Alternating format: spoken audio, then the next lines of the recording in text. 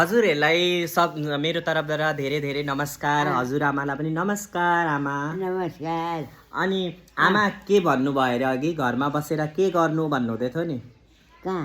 अहिले भन्नुहुँदै थियो नि घरमा बसेर के गर्नु भन्नु? घरमा अब हिँडो डुलो भने ठन्डा हुन्छ, घरको यो खुट्टा हात गोडा चङ्गा हुन्छन्, यसो परेका छन् भने तलक तुनुक हुन्छ। अनि काम जिउलाई गरिरहेको राम्रो, शरीरलाई चिसो ठन्डा पस्छ, राम्रो हुन्छ। घरमा बसिरहेको भने खोकी लाग्छ, पसिना आउँछ, गन्ध हुन्छ। अनि हिँड्न छैन यसो परेर खुट्टाका नसा पनि यसो पर्छन्, बाउलिन्छ। यसो घुम्छिन्। हिँड्यो भने चङ्गा हुन्छ, जिउ राम्रो हुन्छ। त्यही भन्नुहुँदैछ क्या अहिले दिदीले चाहिँ। आज रातिको कुरा है, हजुरआमाले छपछप छपछप गर्नुहुँदै थियो अरे 1 बजी राति होइन।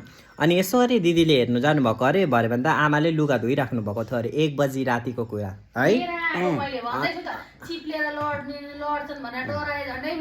अनि 1 बजी राति लुगा धुनु भएको? 1 बजी राति तपाईँलाई त म खुन दिन्छु नि, पठाइदिन्छु।